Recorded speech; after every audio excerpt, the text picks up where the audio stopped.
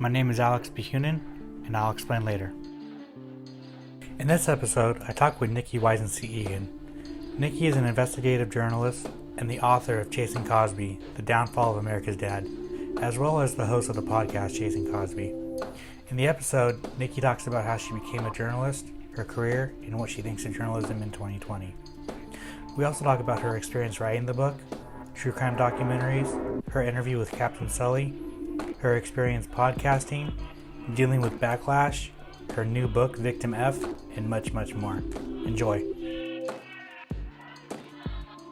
All right, I'm here with Nicki Wisensee Egan, the author of Chasing Cosby, The Downfall of America's Dad, and the host of the podcast Chasing Cosby, and investigative journalist, and a whole bunch of them. How are you?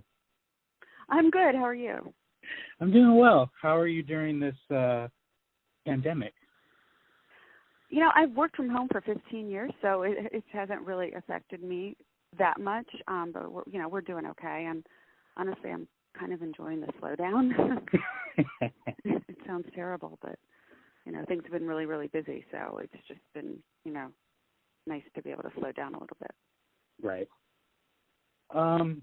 What I really want to talk to you about is your career in journalism. I'm a journalist right now. I'm actually getting my bachelor's in it. I went back to school to get my degree in journalism. What made you go into journalism? I first started on journalism in high school. My high school was 9 to 12. I know a lot of them are different. And at the end of ninth grade, they decided to merge all of the publications, the yearbook, the literary magazine, and the newspaper. And so my best friend was applying to be on it. She said, you should too. So I did. And then the advisor for it made me co-editor of the school newspaper my sophomore year. And then I was editor my junior year and then managing editor of all the publications in my senior year. So I got bitten by the bug pretty early and went to Chapel Hill. I mean, honestly, it was within our budget. I lived in state North Carolina, but it just so happened to have one of the best journalism schools in the country. And I took a semester off from working on newspapers to see if I missed it, and I did. And so I got a job on the Daily Tar Heel while going to school there.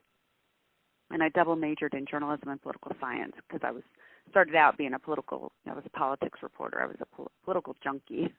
And but I always had internships because that was I thought was the best part of journalism school. Like they teach you the basics. Carolina had a great journalism school, but they also have the connections to help you get internships.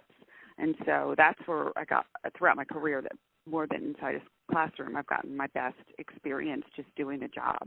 And I worked in the Daily Tar Heel on the as an editorial assistant, and then on the city desk as a reporter, and then on the state and national desk. And then got an internship with the Durham paper to do a special section for their features department. And then they had me intern that summer, and then they hired me just to cover a political campaign in the fall of my senior year. And so it just opportunities just kept presenting themselves. And then I got accepted into the Washington Center for Politics and Journalism in D.C. after I graduated. So I did that at the fall after I graduated, and then got a job at States News Service in D.C. Covering the Pennsylvania delegation for 11 different newspapers in Pennsylvania. And that's how I ended up with the Philadelphia Daily News, which I later transferred to Philly to work out of the Philly office. I wanted to be where my readers were, and my mother was very ill at the time, and it allowed me to be driving distance away to get back to see her. Gotcha. And then you went back and got a master's in criminal justice? Yeah, the thing with moving to Philly, I was a political reporter out of D.C. for the Daily News ended up hiring me into their Washington bureau when I was 24. And so I've been doing that job. But, when I moved to Philly to be closer to my family, there was already a political reporter in Philly and a really good one. So I was GA. I became general assignment. And being GA means you cover a lot of crime. And then our cops reporters were aging and sick a lot. I mean, they were these grizzled old school journalist guys who didn't even write. They just called in notes to the rewrite guys who wrote stuff out, but they were incredibly sourced. So they sort of needed to start getting someone, in there and getting sourced because these guys weren't going to be, we're going to retire at some point. So I started doing that, and I found covering crime very hard, and covering cops was Philly cops was probably the toughest beat I've ever had, because unlike with politics and with cops, the cops have no vested interest in giving you any information whatsoever. In fact, they could get in trouble for it. So, and you're under the laws in Pennsylvania, you're only entitled to police blotter information. So you really have to become well sourced in order to, get the full story on stories. And but it was hard, because covering crime is hard. You're covering grieving families. I lost family members myself, so I was always extra sensitive to that, and I hated approaching people after they lost someone. But the way we did those stories helped, because at the Daily News, we wrote them more like obituaries. It was more like, who was this person beyond this terrible crime that happened to them? And readers, and the family seemed to really like that approach. If you were going to do something, at least, do it respectfully. So about that time, the newspaper started offering tuition reimbursement. And I thought, well, maybe I'll get him. I thought about a master's in journalism, but I'm like, no. I thought maybe I want to teach someday. But I thought, no, I want to get it in something different. And I wanted to make sense out of the senseless, as I put it, so I chose criminal justice, because I really wanted to learn more about crime, how it occurs, why it occurs, and all sorts of things that you just don't have the chance to get into when you're covering daily stories like that. So that's why I got my master's in criminal justice while working full-time. Damn. So that's what I found fascinating, because I was like, I wonder how you got into crime. So it was just you went to the Daily News, and their political, I guess, beat was already taken. So you just kind of slid into the crime reporter. Yeah, and I got the big, we covered the geographical surrounding areas too for Philly. So I was always on those too. If there was a big crime happening that was making national news, I was on that story as well. So and then I worked out of the Roundhouse a lot for covering cops. And it was hard, because I was a political reporter, and then I almost felt like I took a step back to do this. But it was probably the most valuable reporting experience of my entire career, because you really have to use all of your skills to get people to talk to you, and also to get the cops to talk to you. And boy, there is no better learning experience than making a mistake and having somebody calling up at you and yelling at you, whether it's the cop, if you made one mistake, they were never going to speak to you again.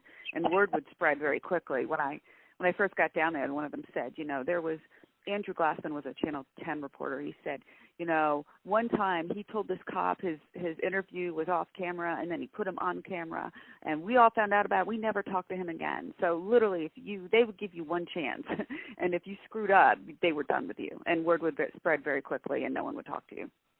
Yeah, sounds and also, rookie reporting mistakes that you might make when the family would let you know, you made, when I was covering the homicide it was a crazy case. I was on Unsolved Mysteries for it.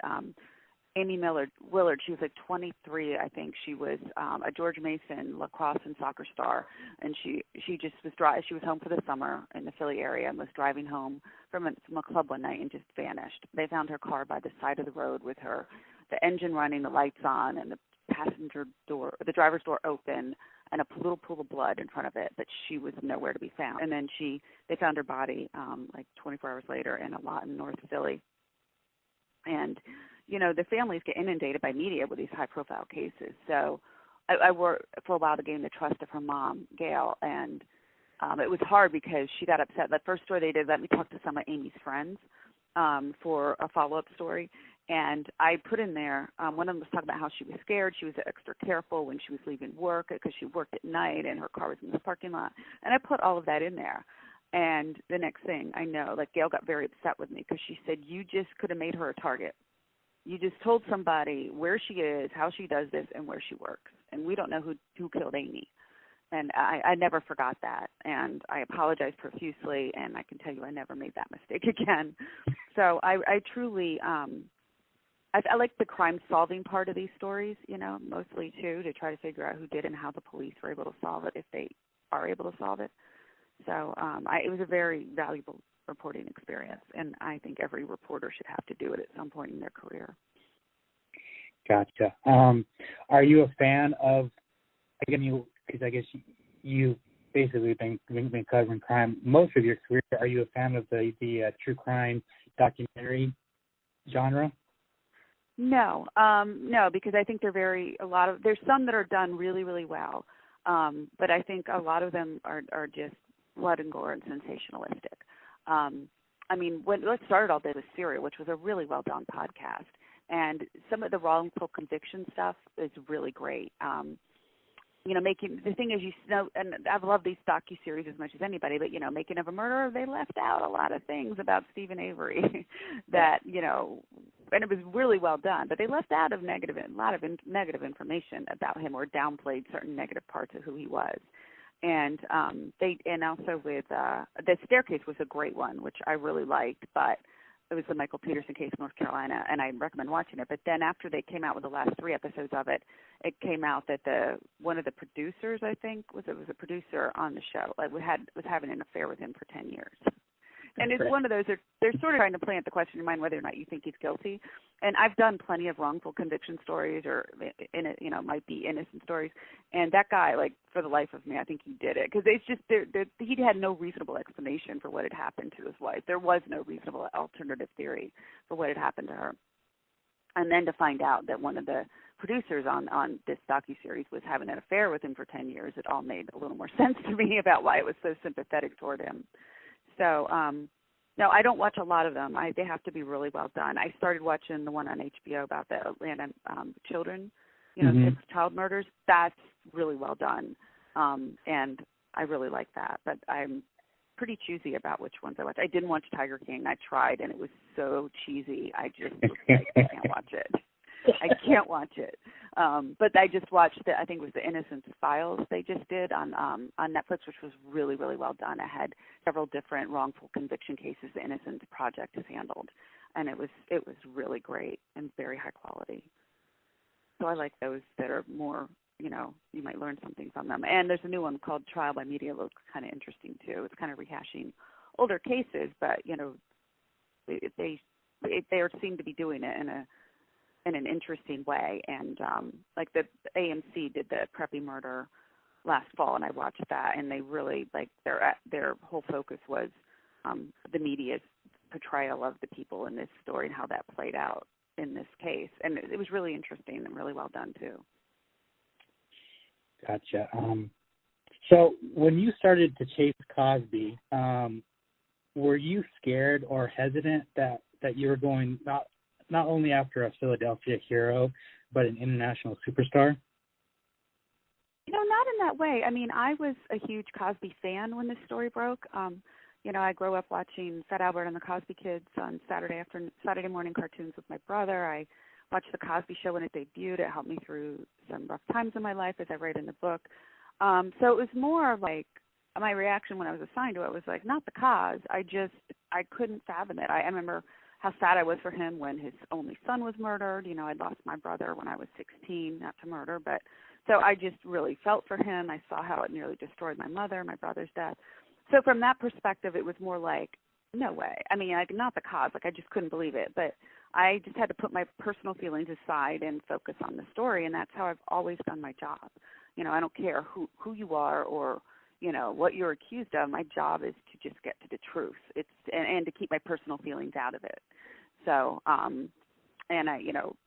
so my whole thing was I got to find out who this woman is who's accusing him and how is she in a position to know him. And I quickly found out all of that information and found her very credible. And then another woman came forward and said he'd done the same thing. And by the end of it, there were like 14 women accusing him in 2005.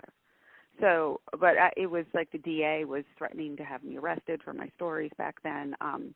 Cosby's people were calling and threatening to sue me constantly, and then the calls I guess they were sending letters to my paper too, got more and more, very just aggressive, and it was probably the worst experience of my career. But I didn't back down because I believed in my reporting, but the most shocking thing and the most disillusioning thing for me was being attacked by other media for my stories back then.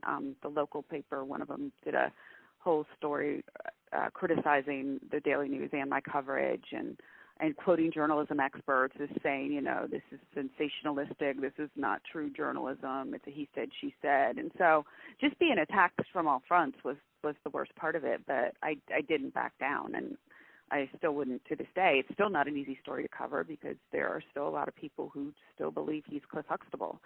But right. I believe the survivors, and I feel like someone someone with integrity in journalism has to kind of stay on this. to make sure that it's portrayed with integrity. If there's, like, we did a podcast on it, and if there would be a docuseries. I mean, I really am ready to move on from the story in so many ways, but in others, I know at some point some other projects are going to be done on it. And I've seen some documentaries on the Cosby case, and there were so many factual errors in them that it's just made me committed to trying to get, if there's going to be something else done, I want to be the one to do it because I want to make sure it's accurate. It makes sense that, you know, you would want to kind of move on from it, but also stay on it because you've spent so many years with it, and you don't want some documentary to kind of have wrong factual evidence and kind of negatively do with all the work you've done on it. Right, and when the scandal exploded again in 2014, all of a sudden reporters were jumping on it, and they were jumping on the anti-Cosby bandwagon. And I was saying, you know, this is deja vu all over again, because all the news that was coming out was everything I'd reported in 2005 that got dismissed by the media, the rest of the media and everything. But also it's like, I'm not going to let these Johnny-come-latelys come in and take this story from me now. Now they're on it. Now they're going to be the heroes. And some of the other journalists really did try to portray themselves as heroes on this story for when they didn't deserve it. It's so crazy, and I've never tried to do that, and I never will, because it's about the survivors. But I also knew I know how my business is, and I know it would be as quickly as they jumped on the anti-Cosby bandwagon, I knew they could jump off. And I saw it starting to happen at the second trial when some of these national reporters were coming up to me and really believing this star witness that the defense had, and you know, ones that, by the way, the jury saw straight through and thought she was lying, but these journalists were just like, oh, well, you know. And so I knew they were just as lazy to jump off, and I just felt like I've always felt kind of protective of the survivors, and I just felt like I'm going to stick with this just to make sure that this story is, at least in one form, is told correctly. And that's why I wanted to write the book, too, because I wanted there to be there's so much misinformation out there on the case that I wanted there to be one place people could go to if they really, truly wanted to find out the truth of this story and what happened. Right. When Hannibal Buress did his set and it leaked out, did you know that was going to be the end of Bill Cosby? No. No, it was astonishing. And, you know, remember, there was no social media in 2005. Facebook was just for college students, no Twitter, no Instagram. The websites of newspapers were still in their infancy, and I would argue some still are. But so there was no way for a story to go viral, and Cosby was able to control the media, and he was, except for me, and he was able to get the rest of the media to back off through a combination of promises and threats. But when this exploded and the Philly Mag reporter got the video of it and posted it online, and then it went crazy on Twitter, Cosby couldn't control social media. I mean, he tried. He did like this meme contest that just backfired spectacularly because everybody kept putting memes about Bill Cosby drugging and raping women, and so they took it down the same day. I mean, he tried to take control of it, but he couldn't. And also these online news organizations had sprung up in the interim, and they just were not. You know, they had probably never even heard of him, but they did not revere him like the mainstream media did. And so they started driving a lot of the coverage too, until finally the mainstream media was forced to jump in and start covering it. Gotcha. So you left the Daily News for People magazine in 2005. Was there any reason for that? No, the People magazine had come to me when they saw my Cosby coverage, because I kept getting exclusive interviews with accusers and getting all sorts of exclusives, and there were 14 women accusing Cosby at this point, and they were talking about doing a cover story. So they came to me to see if I could freelance for them, and my bosses said, fine, as long as we get the stories first, which they did. And then later that summer, they asked me to take a leave from my job to fill in for somebody. I could work from home to fill in for somebody who was taking some time off. And I said, sure. And then they wanted me to extend it. It was going to be 6 weeks. And then while I had extended it, and I was ready for a change. I'd been at the Daily News about 14 years. And they said, and people said, well, we can't hire you unless you move to New York. And I said, well, I'm not moving to New York. And they said, okay. And about that time, the Daily News and the Inquirer started offering buyouts. They needed to lose 25 positions from my newspaper, and we had just been hammered. I entered the newspaper journalism in the beginning of what they call the newspaper recession. And it really never got any better. And we were constantly going through buyouts. We had less and less people each year. And so even while I was covering the Cosby story, I was juggling all these other stories. And I was just thinking, like, what is my job going to look like after we lose 25 more people? You know, and how much longer? I mean, covering crime will burn you out. It is a hard thing to do. And just dealing with all the death and the devastation. And I was also thinking, you know, I could write a book. Maybe I could write a book on Cosby. So all this, and people said to me, like, we can't hire you from down there, but there's plenty of freelance work. And so I thought, all right, I'll do it. I got like 62 weeks pay in the buyout. And then I had the steady freelance work from people, and I thought maybe I'll do a book. And I actually did get connected with an agent and his wife, but they were very leery, and the wife just didn't want to dispel the Bill Cosby, Dr. Huxtable myth. And I just came to believe at a certain point, like, this book would never get published anyway, because Bill Cosby just has too much power. If he doesn't, like, he threatens to sue, and that's what gets a lot of people to back off and not publish things about him. So, and then people came to me after several months and said they wanted to hire me and put me on staff. But I didn't have to move. I could do it from home. So I took that, and that's how all that transpired. And then it's funny, when the scandal exploded again in 2014, those same agents came back to me and were really pressuring me to do a book. We have publishers who are interested and all this stuff. But I was working full time at People, and that, again, as soon as I got there, I swear every time I enter an industry, it just collapses. 5 months after I got hired by People, Time Inc., which owned them, laid off 800 people company-wide. People closed 4 of their bureaus. And it just, like, by the time I left, we had half the staff we'd had when I started there, but triple the workload because digital had popped up and there was a lot of digital going on. So it became one of those jobs, too, that was just unmanageable. How hard was it writing the book? I guess you're so used to journalism writing. Was it a lot different? Yeah, there were a couple of things. First of all, I decided not to do the book in 2014, and they were saying, oh, we can get you a $500,000 advance. And I said, you're not going to believe this, but good journalists are never motivated by money. And I was just like, I don't have the time to do this. And I was like thinking to myself, but it'll never get published anyway. I really don't think it would have. And it would have been obsolete because Cosby wasn't arrested till a year later. You know, even I had agreed to do it. I just don't, because as I later found out from testimony in court, Cosby had a reputation for being very litigious in the publishing industry, and that's why ex-model Janice Dickinson took out the rape and drug assault he did to her out of her book. So I turned it down. I'm like, if I lose my chance, if I just lost my chance to write a book on Cosby, so be it. And I wouldn't have been able to do it with my workload anyway.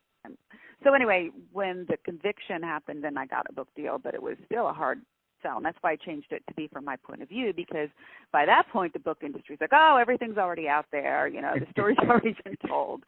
So I made my book proposal from my point of view because I knew that story hadn't been told, and most people didn't realize how much of this information was out there in 2005.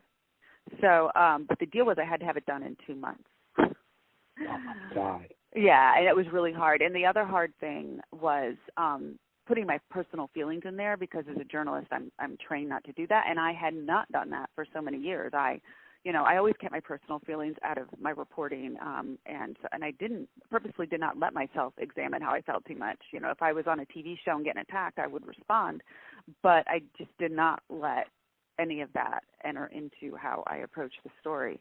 So that was the hard part of writing the book, because there's a lot of me in there and me reacting to things. I mean, I tried to keep it to a minimum because I wanted the focus to be on the survivors and all the other elements of this book, which is really a big picture look at how was he able to get away with this for so long without being caught, you know, and who his enablers were. But it was hard too, because I was worried about being sued. So we, you know, and as I learned later, his attorney, Marty Singer, did an interview a few years after the Cosby story with the New York Times, 2 years after 2005, and said his whole strategy is to like basically kill stories before they run, because they don't like to actually file defamation lawsuits because they are difficult to win, and you don't win a lot of money. I was like, wow, I wish I knew that in 2005.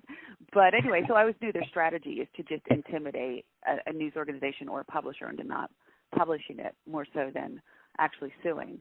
So we didn't announce it for like 4 months after I got the deal, after I was already done with the book and just going through edits.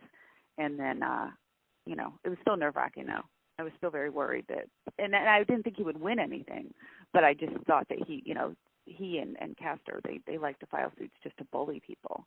So that's more what I thought would happen. I didn't think there was anything he could win, but still, I mean, the reason why so many news organizations drop these stories is because you could spend so much money fighting it. So at People Magazine, you covered a bunch of other big stories like Jeffrey McDonald, Drew Peterson, Andrew Madoff, and Captain Sully. Do you have a personal favorite other than Bill Cosby that you covered over there at People?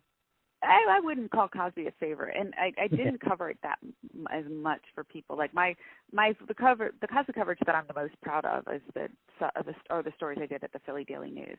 Gotcha. And I've said to this day there is no other news organization in the country that would have let me go after the story in 2005 the way the Daily News did, and I believe that to this day. So most people were still very intimidated and very scared of Bill Cosby, which I didn't expect when I arrived there. So I'm really most proud of my Philly Daily News Cosby coverage. My favorite story while I was at People is Captain Sully, hands down. First of all, just to be able to cover a story like that, how often does it happen where, a plane lands on the river and nobody's really hurt? That so easily could have been another horrific plane crash story. And instead it became this inspirational miracle on the Hudson. And meeting him and his wife and, I got the exclusive interviews for the cover story we did. I met the crew. It was just one of the best experiences of my career. And then, I did a follow-up story a year later with survivors just to see if there were any who made life-altering decisions as a result of surviving that flight, and found 5 who had, which were all extraordinary stories. I decided to adopt a baby. I wasn't sure I wanted one. I trained for a marathon. I mean, they each had. It wasn't just I think differently now. It was very specific. Made huge changes in their lives as a result of surviving that plane crash that they should not have survived. So that's my favorite to this day. Was it your idea to reach out to Captain Sully? Yeah, well, no. When the news broke, you would get assigned it, and my editors from People, from the beginning, had me on had me on trying to get him. But it was it was really interesting because I always tried to learn, because the Today Show and Good Morning America always would swoop in and get these interviews, sneak them right out from under you. So I always tried to find out how that happened. And it was funny because that happened. The plane thing happened on a Thursday night. By Sunday morning, the Today Show was announcing they had an exclusive interview with Sully, and it was going to air the next morning. And I'm like, oh my God, and I'm dealing with the U.S. Air people because that was a U.S. Airways flight, and then I'm dealing with the pilots union people because I somehow figured out they were the ones that they were the ones actually helping him with these interviews. I think because by that night, they put out a statement saying, no, he won't be doing this interview tomorrow on the Today Show. So I knew to contact the pilots union. I'm like, okay, I see who's calling the shots here. And I subsequently found out that the way Matt Lauer had gotten that originally is Matt called and spoke with Sully's wife. And so Matt Lauer calls back in the day when he was well thought of, and you can't overcome that as a print journalist. You just can't. So I started dealing with the pilots union guy, and he said the whole reason that he told Sully not to do the interview is we want to wait till the National Transportation Safety Board investigation has reached some conclusions, because they said we don't want him going from hero to zero in the course of a day. So that's why they asked him to hold off on that interview. And it's a good thing they did, because that was supposed to air on a Monday, and that Tuesday CNN ran this story trying to make it seem like there were mechanical problems with the plane that Sully hadn't dealt with and all this, and it ended up not being true. And then, of course, the NTSB preliminary results indicated that it was, in fact, that's what happened. They hit a bunch of geese, and they found feathers and so forth. And that's when they went forward, they did the 60 Minutes interview, they got the TV exclusive, and we got the print exclusive. So it wasn't, it's never like, oh, get this guy, he'll talk now. Sometimes you have to wait. It was only a few weeks, but, we had to wait until things shook out a little bit. That's so fascinating.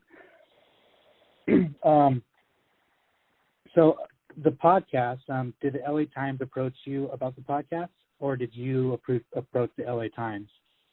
No, what happened was, when I got the book deal, I announced it on Facebook, and one of my former colleagues at People, Alexandra Zaslow, was a Facebook friend, and she saw it, and she had left journalism, was now working for Herzog and Company in development, which is a production company in LA.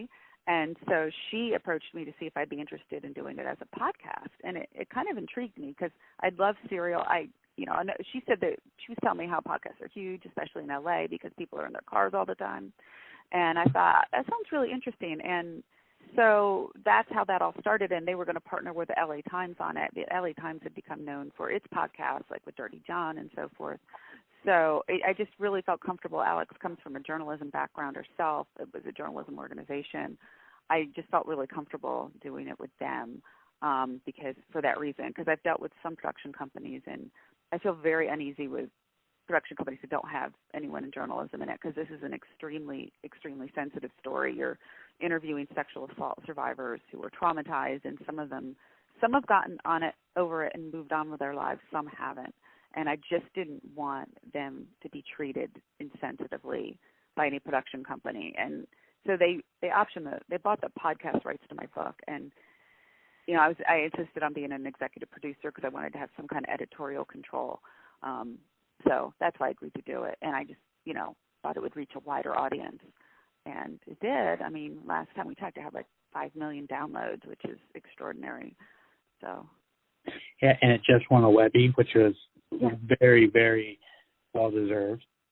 No, thanks. I didn't realize Webbies were that big until they actually approached us. Said, "Why haven't you guys entered this contest?" They did to Alex. Yeah, no, the podcast it's so good, and I've been recommending it to everybody. And then just the one story that like haunted me was it's the Shaylon story about how she was under the weather and Cosby gave her a quote unquote antihistamine and drugged her, and it's just that story horrifies me, that's just the story I kind of tell everybody, like, you have to listen to this podcast because it just shows how much of a monster Cosby was. Yeah, I mean, she was 17 years old. She had known him since she was 15. Her stepmother had worked for the production company Cosby was affiliated with, and Shaylon wanted to be a model, and so he was mentoring her. He'd been to her house. Her grandmother cooked him his favorite soul food when he came over. He brought Jell-O pudding pops for the kids in the neighborhood. I mean, she had known him for 2 years, and she was going to the hotel room that night because he was it was for modeling stuff. And it's horrific. And, it sent her life in a totally different direction. She was an honor student. She was like a successful person in her class. She was a straight A student, all that. And then this happens, and her life took a tumble for the worse. She got fired from her job at the hotel where he worked, and she's had a very troubled life ever since. And one of the most heartbreaking things and she sobbed throughout her testimony at the second trial, and one of the saddest things I've ever seen, it was so heartbreaking, was during the sentencing, she flew in and she was walking up and down the aisle talking to herself, going, this is it. This is it. This is the moment that's going to change my life back to the way it was when I was 17. This is it. It's just like she just wanted it. She just has never been able to get her life back together. He destroyed so many lives with what he did. Yeah, no, it's horrifying. Was it hard reaching out to the survivors? Was there any pushback from them to talk to you, or were they willing to talk to you? It was hard in that they've been accused so many times of like, oh, you're just doing this for fame, for money, which is like, yeah, like every little girl dreams of being famous one day for saying they were raped by Bill Cosby. If you, it's just not, it doesn't even make any sense. Who wants to get their 15 minutes of fame that way? So they were more sensitive to that as well. And, it's very traumatic for them to relive and it triggers them to talk about these sexual assaults again. But they trusted me, and so they agreed to do it. I mean, and Andrea did, and she's only done one other interview, that one Dateline. So, and Andrea's attorneys did it, they've only done the one Dateline. So, and Andrea's mother, and she never does interviews. So there was a lot of people who did do it just simply because of me and my history on the case and my coverage of the case and my relationship, not so much with them, because my relationship I didn't really have contact with Andrea at that point. I'd always gone through her attorneys. But it was all those years I spent building up that trust that really came home. And, of course, Tamar Green's like, whatever you ever need, I'll do it. I'm there. And Beth Ferry, who had also interviewed in 2005. So, there was a lot of that, and I think that they'd also seen the book by that point. The book was out, so they read it and they knew the general gist of what we were going to do. So, but yeah, it's hard. It's hard for it's hard to go back to them and ask them to do this again and know that they get Lily Bernard. She gets triggered every time she talks about it. It's very hard for her. She's been suicidal and hospitalized in the past from flashbacks and having to do this, and it is very, very difficult for some of them to talk about it. Yeah, it's horrifying and traumatizing, and I can't even fathom. And one of the other great things about the podcast was your voice. Do you plan on doing any more podcasts? Well, I haven't. I wouldn't mind. I'd have to figure out a way to be able to do it. It's very time consuming, much more so than I thought. And I do interviews like this a lot, so it was no problem. But it was very different reading from a script. That's what I didn't. I was like, oh, this will be no problem. And it was definitely very different than you think. It's harder than you think it would be to read from a script, and not sounding mechanical or whatever. I mean, I'm very emotional about this story at this point now, so that helps a lot. But it was a learning curve to kind of learn how to talk for broadcast as opposed to talking in just an interview. But yeah, I mean, I'd love to. I just have to figure out how to make it financially feasible and pick the right project, because I just finished a second book and I'm waiting for edits on that. And I just, when I let people, I made a decision. I only want to do projects that I'm passionate about. And so there's a couple we've talked about, but I don't know. It's a tough environment in general, especially with the pandemic. These podcasts, a lot of them rely on advertising to pay for them, so that's kind of fallen out right now with the pandemic. Yeah, no, and I totally relate about reading from a script. Whenever I write a script for my opening of the podcast, it takes me literally probably 17 times because I sound very robot-like, or I stumble, and I just like, oh, this is the worst. Yeah, it's hard. It's hard. But I got better at. It got easier as I went along, and I think the next time there really won't be that learning curve. And I read this, and I'm the narrator for the audio book of my book, and I wish, in retrospect, though, I had a director, and I had a producer guy, and I think I've gotten great reviews on it. I think I started out a little wooden, and if I had to do it over, I wish he'd given me more. I wish there was more of that direction, like I was getting from Alex was coaching me when I was doing, and Abby from the LA Times when I was recording. They were there with me, and they would coach me and say, punch that a little more, or they were very good coaching about it, and I didn't really get that with the audiobook. It was very much he was in another. He wasn't even there. He was doing it through Skype, which you would think he would be able to hear it different, but I think they also get very focused on, you record for 20 hours to get like 9 hours of recording. So, yeah. So, last two questions for you. So you left People in 2017. Was there a reason for that? Oh, I was laid off. Oh. I was one of 300 people company-wide that were laid off. I got laid off right after the Cosby case went to the jury for the trial. I just come out of writing my closing argument story, and that the case went to the jury, and I get an email from one of my bosses saying, no matter what's going on with Cosby, be available tomorrow at noon to talk. And that's when I found out I was laid off. Oh, wow. But it was a blessing in disguise. Honestly, things had changed even there so much. Like they were starting to do story quotas, and you had to do aggregated stories. Like it was X number of stories a day for digital that were aggregated, and it was just like, what am I doing at this stage of my life? This is not the type of thing I want to be doing. I'd always enjoyed a lot of the stories, but the workload just kept getting worse and worse and worse, and it was just, and that, to the point where the digital editors wanted trial coverage, but they'd gotten to the point where they didn't even cover trials anymore. They just pick up coverage. They aggregate it.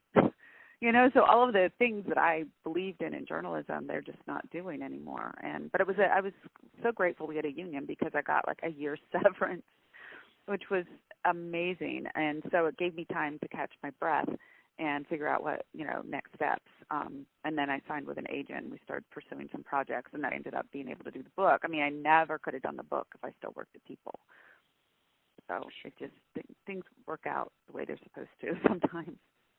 Yeah, so you kind of talked about it, but what is your opinion on journalism in 2020, and like how has it changed and stuff like that? I'll first say that I have a lot of respect for local journalists, because I think there's still a lot of integrity in local journalism coverage that there isn't in national coverage. I think a lot of the decision making is coming out of Manhattan. And the editors there live these insular lives, and they really don't have a sense of real people and what real people care about and are worried about. And there's there's this there's a very entitled air about it. Like, they kind of look down on anybody who doesn't live in Manhattan. I know it because I was a member of the national media for a long time, and I saw a lot of tactics they use. And I don't think there's a lot of integrity in the national media world anymore, and that's sad. But I do still think there's a lot with local journalism coverage. But with national, it's all about getting the scoop, and they will do anything. I mean, these national news organizations say they don't pay for interviews, but, like the Today Show will fly someone. This one interview that I got that they wanted, they ended up, they got the aunt of Phoebe Prince. It was this bullying story. This girl committed suicide by bullying, and they sent a car to bring her down to New York and her husband right before Thanksgiving, got them front row seats at the Macy's parade, then sent limos for their kids to come down too. So they got this whole 3 or 4 day stay in New York for a 20-minute interview and all of this. And with another case, they chartered a $98,000 plane so they could get the exclusive to be with this guy when he brought his kid home from Brazil, and things like that. So they say they don't pay for interviews, but they do a lot of other things that they pay for that is virtually the same thing. And it's a very uneven playing field when you're in print, and you can't do things like that. Right. No, totally agreed. Finally, so your next book is Victim F. Can you talk a little bit about it? Sure. I'm co-authoring it with the subjects of the book, Denise Huskins and Aaron Quinn, who are now married. It's their story, and it is an incredible, powerful story.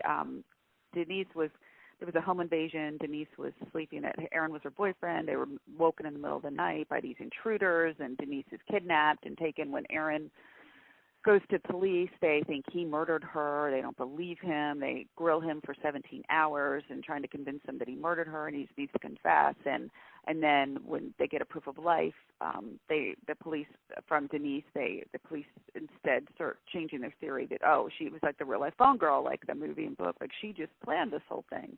So when she was released, and she was raped twice by her kidnapper, and it was filmed, they didn't believe her, and they held a press conference that night and called the whole thing a hoax for Aaron and Denise.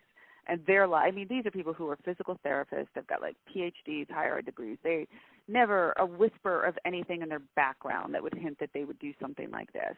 And the Vallejo police that night held a press conference and basically called the whole thing a hoax. And they were vilified. I mean, their whole lives got turned upside down. And then 3 months later, one of the kidnappers is caught trying to break into another couple's house, or after he does that, and so he's arrested, and that vindicates them somewhat. But then they know there were at least 2 other people there that night, and the FBI's been investigating. They won't let them. They don't believe it. They say this guy acted alone. So they're still not getting justice. They're getting justice in a way, and they insisted. This Moeller was charged federally just for the kidnapping, and they wanted him held accountable for Denise's rapes and for what happened to Aaron. So they got the state filed charges against him, and that case is still ongoing. It's right now scheduled for trial in September. But they're still not getting. They're still having to deal. Like every time they'd have a victory, there was some crazy, they catch Mueller, but he acted alone. Before they even did any investigation, they decided, he acted alone, because they didn't want to admit that they made a mistake. So it's a very powerful story, and Denise and Aaron are just amazing people. And what they've been through would have really would have destroyed lesser people. I mean, if Aaron could easily have been one of these people who confesses to something he didn't do if he weren't who he was. And it just makes you wonder how many people without his background, have been convicted because of false confessions that these because of the tactics of the Layho police use. Oh man, that sounds like a just fascinating story, and I can't wait to read it and hear about it.